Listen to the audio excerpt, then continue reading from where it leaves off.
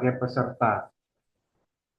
Silakan saja masukkan, umpamanya pernah mengikuti lomba virtual reality, tapi hanya sebagai peserta webinar atau seminar, silakan dimasukkan saja. Meskipun secara kriteria ya, secara kriteria yang ada, umpamanya mengikuti dari syarat golden ticket, umpamanya PPNS. Kita ambil salah satu contoh perguruan tinggi yang menerapkan prestasi ya, syarat prestasi. Di situ tertulis minimal lu juara 3 kabupaten.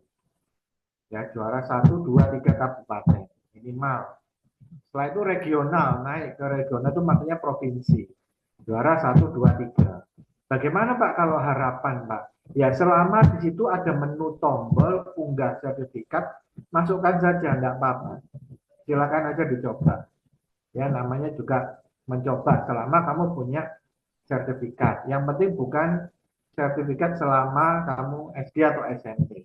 Yang penting ada selama kamu sekolah. Minimal juara 1, 2, 3 kabupaten. Lalu naik ke regional yaitu provinsi.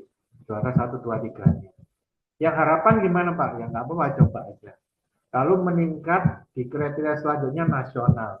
Juara 1, 2, 3. Gimana Pak kalau harapan? Ya coba aja, masukkan aja. Sampai ke internasional. Makanya pernah ikut lomba student company secara level internasional di Singapura atau apa, silakan aja dicoba. Itu jadi menurut saya kriterianya seperti itu ya, dari kabupaten, provinsi, nasional, internasional. Itu Oke. ya Bu Eni, Oke, silakan baik. selanjutnya. Pak Daniel, terima kasih. Jadi kesimpulannya untuk upload sertifikat itu memang ada ya anak-anak. Minimal yang katanya Pak Daniel itu tadi juara 1, 2, 3 kabupaten. Nah, untuk kalian yang mempunyai sertifikat internasional atau provinsi silakan diupload. Pak Daniel, apakah kita masih membuka sesi pertanyaan karena masih ada yang bertanya? Silakan yang raise hand atau menulis di kolom chat. Oke. Untuk Vicky Putra dari jurusan TPTU, silakan bertanya. Kami masih membuka sesi pertanyaan. Halo, Vicky, Vicky Putra.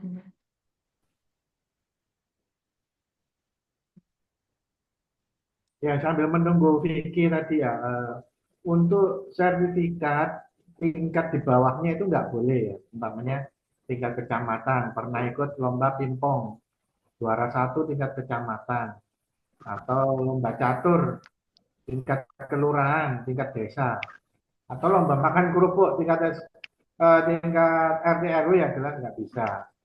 Ya, minimal kabupaten, provinsi, nasional. Apa itu? Ini ada yang tanya nih, Van Dikul.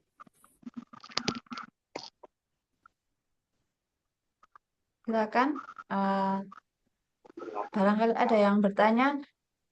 Mumpung kami Zoom meeting, gunakan kesempatan sebaik mungkin. Pertanyaan kalian siapkan karena ini juga menyangkut SNBP kalian dan siswa eligible. Nah, untuk sesi pertanyaan kita buka lagi. Kalaupun tidak raise hand atau angkat tangan, boleh ditulis di kolom komentar ya. Kalau boleh tahu nih Pak, kita membuka sesi pertanyaan berapa lagi Pak Danin? 3 aja. Oke, oke. Silakan gunakan waktu Zoom meeting ini sebaik mungkin karena kita membuka 3 pertanyaan seperti yang disampaikan beliau Pak Daniel. Nah, untuk anak-anak ya benar-benar dipersiapkan pemilihan prodi PTN, jangan sampai kalian salah. Rahma 12, ya. Meotia Rahma, boleh bertanya langsung? Ya, ini ada Pak di kolom komentar. Apakah boleh memilih linjur, Pak? Kemudian, atau harus sesuai dengan jurusan sekarang di SMK? Nggih, seperti itu Oh barangkali ya, Pak ya. Bu, menjawab. sebelumnya itu yang si Vandika ini di mute, Bu. Suaranya keluar tapi dia nggak nanya. Oh, Si nggih, saya Vandika ini mute di dulu, mute Pak. aja dulu. Nggih, Ya, soalnya suaranya masuk. nggih, Pak. Hmm, Ya, Nggih, belum. CEO Vandiko. Coba di mute aja. Oh, sudah, oke. nggih, nggih, Pak. Ini barangkali Pak Nah, Daniel sebelum menjawab. saya jawab nih, kebetulan ada yang nanya ya tentang lintas jurusan. Nah, kalau mau ambil lintas jurusan ini, makanya saya itu membuka link link untuk prodi dan PTN. Umpamanya sudah atau sedang memilih, tolong linknya itu diisi. Sampai saya tanya ini kesulitan apa kok anak-anak ini kok nggak apa nggak milih nggak ngisi link itu loh. Itu kesulitannya apa? Karena ada yang kemarin bilang Pak nggak bisa isi. Nah kalau nggak bisa ngisi itu mungkin HP-nya nggak kompatibel, harus download spreadsheet dulu, Google Spreadsheet, atau ngisi bisa langsung di laptop. Nah nanti kan saya bisa lihat anak ini lintas jurusan atau enggak. Nah itu akan saya beritahukan, bisa masuk ke konsultasi dan diskusinya. Makanya saya minta untuk pengisian linknya. Oke, saya menjawab dari Mutia Rahma. Apakah boleh lintas jurusan? Nah, memang dari tahun ke tahun anak SMK diminta untuk linear, artinya ngambil sama-sama jurusan teknik, prodi teknik. Tetapi Wajib dalam foto. kenyataannya eh, saya secara pribadi atau sekolah yang nggak bisa mengekang pilihan siswa. Oh, ternyata ada yang curhat, Pak, dulu saya itu sebetulnya salah pilih di perkapalan. Terus maunya apa? Sekarang mau ambil sastra Jepang, Pak. Nah, monggo silakan kalau memang mau ambil sastra Jepang dan Anda merasa cukup, ya, mencukupi, mampu, nilainya juga bisa bersaing, ya silakan. Tapi kalau pengen tetap juga di jalur yang sama, di jurusan teknik, linear, ya silakan, nggak ada batasan. Karena apa? Selama Anda ngeklik, umpamanya pengen jadi guru SD, PGSD, lah kan nggak muncul notifikasi merah gitu ya, dilarang. Anak SMK dilarang, jurusan ini nggak boleh, jurusan ini nggak boleh buta warna, nggak ada notifnya. Selama ini kakak kelas Anda mau daftar pendidikan guru SD, pendidikan guru agama Islam, itu ya bisa-bisa aja. PGTK, PGSD, atau ambil jurusan sastra Inggris yang enggak linear dengan SMK, ya nyatanya bisa. Enggak. Saat daftar online nggak ada notifikasi, nggak ada larangan. Selama ya Anda bisa bertanggung jawab, nilai Anda, nanti kuliah Anda tekuni lagi ilmu yang baru itu, ya nggak apa-apa, silakan. Pertanyaan selanjutnya, Bu Heni. Baik Pak Dani, terima kasih. Penjelasannya sangat detail ya anak-anak. Berarti tidak harus linjur. Linjur tidak masalah. Yang penting bertanggung jawab dengan nilainya seperti itu, ya Pak Daniel. Untuk pertanyaan selanjutnya ini dari Vicky 12 TPTU. Mau bertanya, apakah semua kampus memandang alumni? Semisalnya di UNESA ada alumni dari SMKN 3 Buduran sekitar 20 atau 50. Apakah peluang buat kita masuk kampus UNESA sangat besar? Begitu, Bapak. Terima Oke ya, kasih. ya. Tinggal berapa menit, Bu Heni? Belum ada peringatan, Pak. Masih aman Oh, belum. sepertinya. Nggih, Oh, ya. Karena waktunya 40 menit saja. nggih. Begini Ada. ya, saya beberapa kali menampilkan ya, selama saya mendampingi anak-anak semenjak 2010, artinya sudah 14-15, saya bisa mengambil sebuah penelitian dan saya simpulkan analisa sementara Itu juga sudah saya upload di YouTube saya. Itu ada 3 formula, 3 jurus bagaimana mudah supaya mudah diterima di SNBP, supaya bisa diterima SNBP ada 3 jurus formula.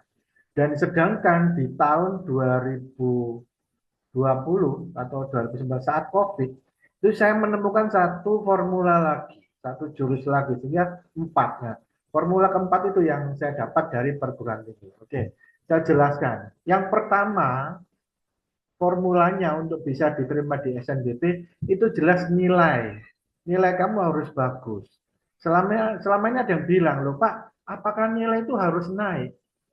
Harus stabil, nggak boleh naik turun. Nah, ini saya kurang setuju ya. Saya kurang setuju apakah nilai harus naik. Dalam kenyataannya, kakak kelas itu ya, yang kakak kelas yang datang ke sini, saya podcast, bahkan saya bahas nilainya itu, langsung saya bukakan nilai-nilainya itu bahkan ada nilai di bawah KKN.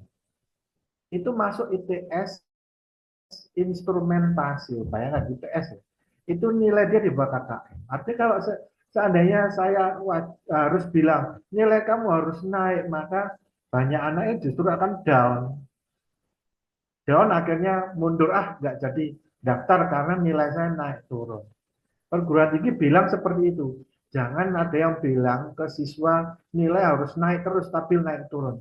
Meskipun di luar sana ataupun ada beberapa pihak yang eh, tidak bisa dipertanggungjawabkan bilang nilai harus naik, nggak boleh ada yang turun, nggak boleh dibakakan.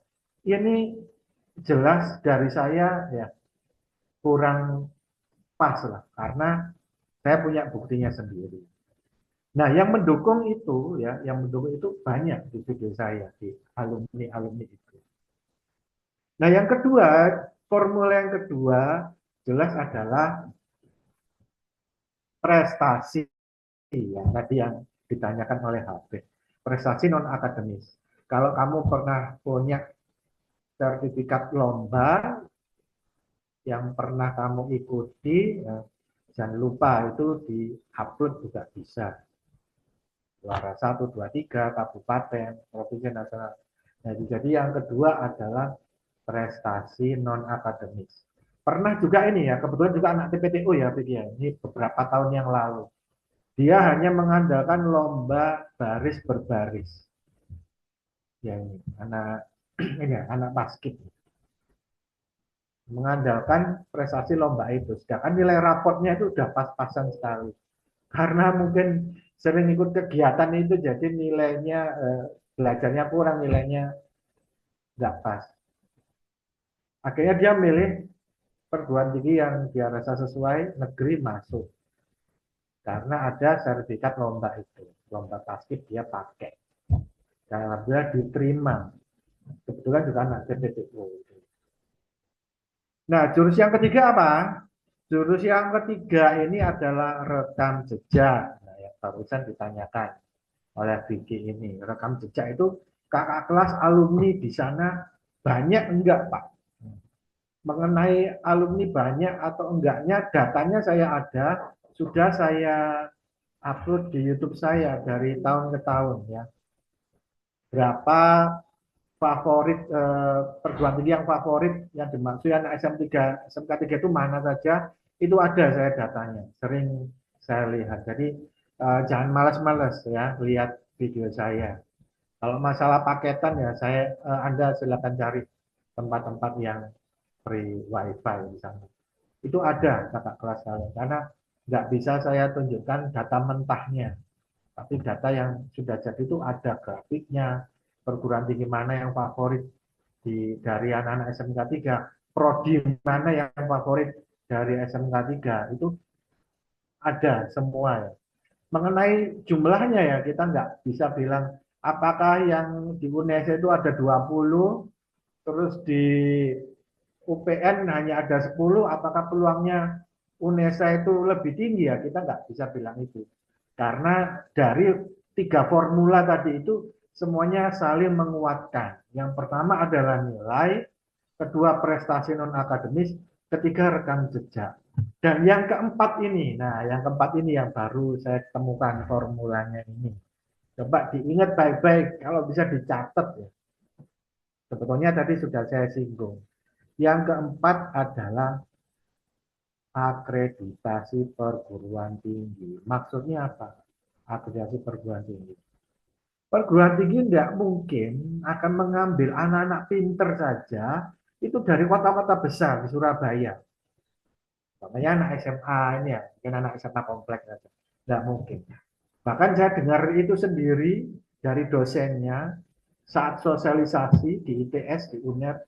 Nggak mungkin perguruan tinggi itu mengambil anak pinter dari sebuah sekolah besar saja, dari SMA saja, dari kota besar saja, dari SMA unggulan, SMK unggulan, favorit, enggak. Justru perguruan tinggi itu akreditasinya akan turun kalau tidak bisa menerima calon mahasiswa dari provinsi seluruh Indonesia. Kalau bisa siswa dari seluruh provinsi Indonesia itu diterima. Jadi dari NTT, dari Irian, Sulawesi. Kalau bisa ya harus ada mahasiswa dari seluruh provinsi, ya 30-an provinsi itu ya. Ya makanya ini membuat kita semakin senang karena ada peluang semua bisa masuk ke perguruan tinggi. Saya kira itu untuk menjawab dari Mas Vicky ya, LGBT. Terima kasih Pak Daniel. Untuk Mas Vicky tadi sudah dijawab sama Pak Daniel ya bahwa ada 4 formula. Yang pertama nilai harus besar, yang kedua prestasi non akademik, kemudian rekam jejak dan akreditasi PT. Ini Pak, ada pertanyaan lagi dari Van Diko. Nah, Van Diko ini dari kelas 12 DRBK 1 ingin bertanya mengenai sertifikat. Jika saya menyerahkan atau mengupload sertifikat yang tidak ada sangkut pautnya dengan prodi yang saya pilih, apakah masih menunjang diterima prodi tersebut? Misalkan saya menyerahkan sertifikat lomba kewirausahaan, sedangkan saya mendaftar di transportasi laut. Untuk Mas Vicky, Mas Vandiko, Pak Daniel akan menjelaskan. Nggih. Baik, Pak Daniel, terima kasih. Ya, perguruan tinggi tidak akan melihat prestasi non akademis itu dari sertifikat itu menyesuaikan dari prodi yang diambil Anda. Yang penting Anda itu aktif ikut lomba, pernah juara. Tidak mungkin umpamanya loh, kok ini lomba kewirausahaan kok ngambil transportasi laut. Apakah saya harus ikut lomba yang berhubungan dengan maritim? Kan sulit. Nyarinya kemana kamu ikut lomba yang berhubungan dengan transportasi laut? Apakah harus menunggu perguruan tingginya ngadakan lomba dulu? Nggak mungkin. Nah, ini seharusnya sosialisasi ini juga penting untuk siswa kelas 10, 11. Mereka harus segera mencari lomba sebanyak-banyaknya mendapatkan sertifikat kemenangan atau juara sebanyak-banyaknya itu dari kelas 10.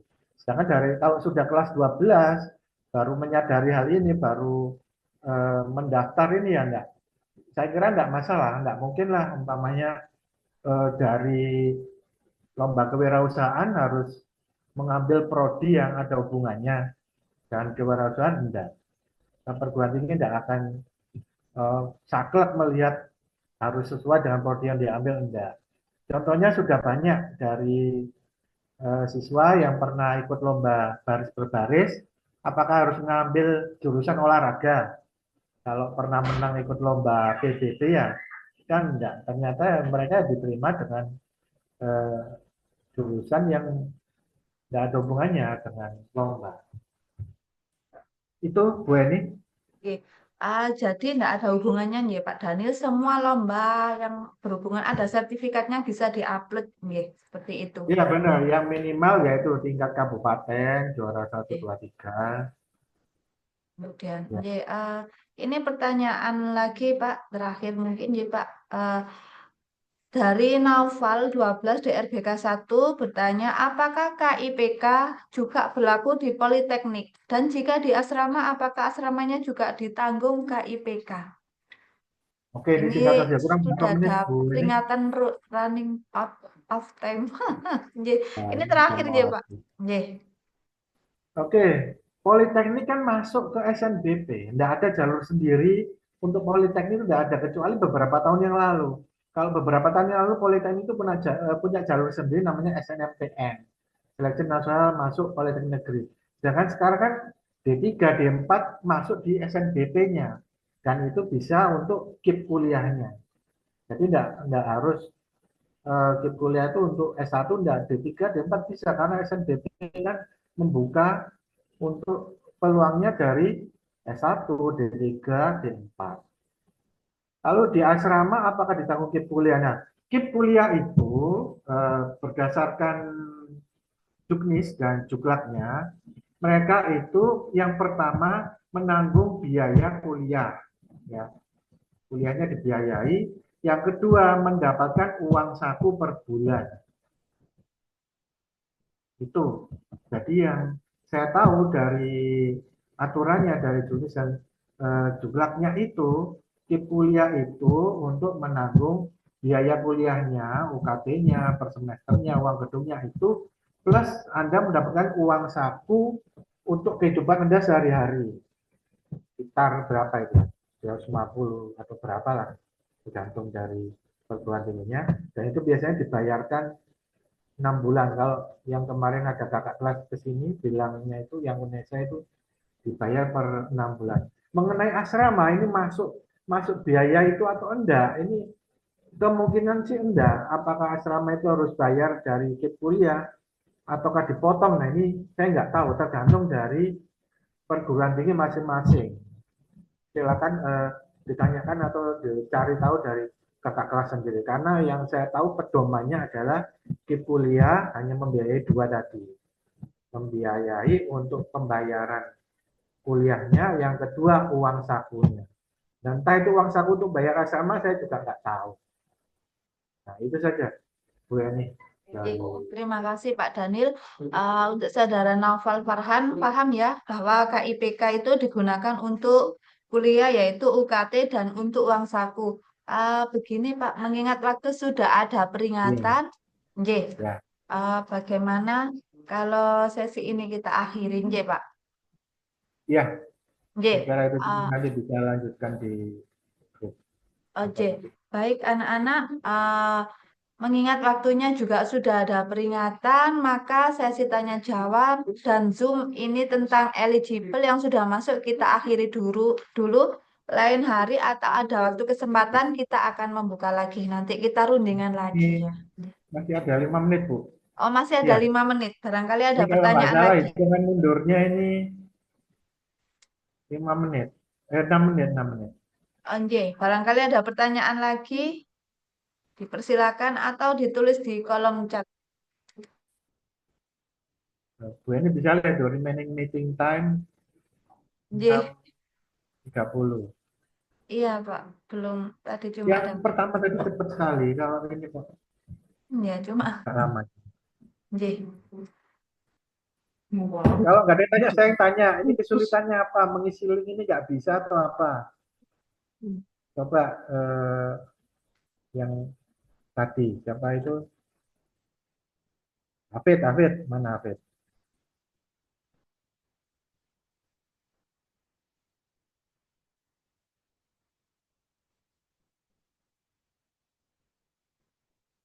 Nggak ada.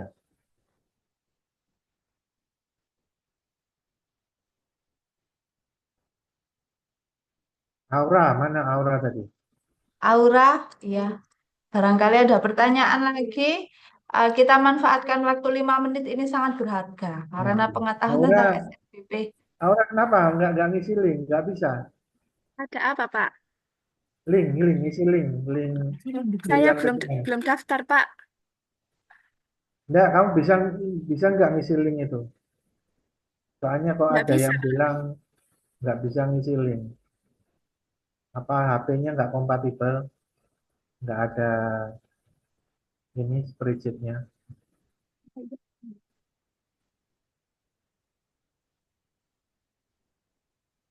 Oke, jadi sementara di grup eligible itu silakan isikan nama dulu. Isikan nama, nanti saya beritahukan rank eligible-nya, atau kalau sudah tahu, silakan isi rank eligible-nya. Nah, nanti pilihan PTN-nya nggak apa-apa menyusul, karena saya ingin tahu aja. Ini kok banyak yang bilang nggak bisa ngisi link ini, kenapa? Padahal saya coba beberapa kali pakai akun yang lain itu bisa. Kok ini banyak yang bilang nggak bisa. Pak, izin bertanya lagi, Pak. Apa? Saya Pak Hafid, Pak Hafid, Pak. Ya, Apakah terdapat tips dan trik dalam memilih universitas dan program studi yang diinginkan agar peluang untuk diterima menjadi lebih besar? ya, Hafid ya. Hafid tadi udah bisa ngisi link. Bi- Bisa, Pak, sama dibantu dengan Bisa, Pak. Bisa. Mbak saya. Oh ya udah. Ya udah, alhamdulillah kalau sudah bisa ngisi lewat HP, mungkin pakai install aplikasi. Oke, silakan di mute. Ya, Oke, pertanyaan dari Hafid tadi sebetulnya sudah saya jawab mengenai tips dan trik. Bahkan judulnya itu saya jadikan headline di YouTube saya. Ada 3 judul yang tips dan triknya untuk memilih prodi dan PTN-nya tadi ya. Pastikan yang pertama eh, nilai kamu oke lah, sudah masuk lah, sudah bagus lah, masuk bagus. Yang kedua kamu punya prestasinya. Yang ketiga tadi kakak kelas ada nggak di situ? Saya nggak bisa jamin bilang bahwasannya harus ada kakak kelas di situ, karena sudah ada yang membuktikan dulu polinema itu sulit sekali dimasuki. Nggak ada anak SMK 3 itu yang pernah masuk di polinema, tapi ada anak yang nyoba. Saya boleh nggak nyoba Pak di polinema jurusan manajemen. Ada anak teknik ini, dan ternyata bisa masuk. Itu ya. Selain itu, Anda cek keketatannya. Keketatannya dari tahun ke tahun, skor UTBK-nya di situ. Anda lihat juga di rapot Anda, sebetulnya saya ini mumpuni nggak kalau masuk di jurusan ini. Oh, nilai rapot saya bagus di bahasa Jepang dari semester 1, 2, 3, 4, 5. Saya pengen ngambil di sastra Jepang, saya tak lintas jurusan. Ternyata ya Anda merasa cukup, ya silakan. Itu tadi beberapa tipsnya ya, tips dan triknya itu. Yang jelas jangan hanya mengandalkan nilai rapor ya. Nanti karena kuotanya itu nggak banyak. Ya. Silakan disiapkan juga SNBT. Anda bisa belajar mandiri, belajar kelompok, atau mengikuti bimbingan belajar yang sudah MOU dengan sekolah. Itu ada. Kelas juga ada. Itu bimbel perguruan tinggi sekaligus sekolah kedinasan. Itu sudah pernah saya share di grup. Itu tips triknya memilih PTN baik di SNBP maupun persiapan juga di SNBP. Iya, Pak. Itu. Oke. Terima kasih Pak Daniel. Bagaimana anak-anak paham ya tentang apa yang dijelaskan sama Pak Daniel, trik dalam memilih SNBT, baik SNBP. Dan kemudian untuk upload sertifikat juga jika kalian mempunyai prestasi, silakan kalian upload minimal juara kabupaten. Seperti itu, nje, Pak. Iya. Oke. Nje.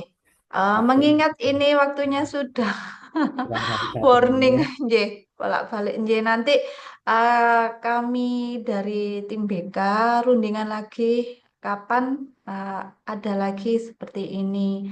Dari sini saya selaku host pamit undur diri. Terima kasih atas partisipasinya yang sudah bertanya, baik yang sudah menyimak, dan terima kasih kepada pemateri Pak Daniel yang sudah menjelaskan secara detail untuk Zoom meeting kali ini.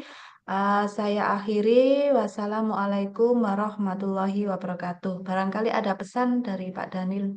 Dipersilahkan. Sudah cukup, terima kasih. Mudah-mudahan lancar. Waalaikumsalam. Oke, amin. Semoga lancar untuk SNBP-nya yang diharapkan sesuai ya. Oke, Assalamualaikum.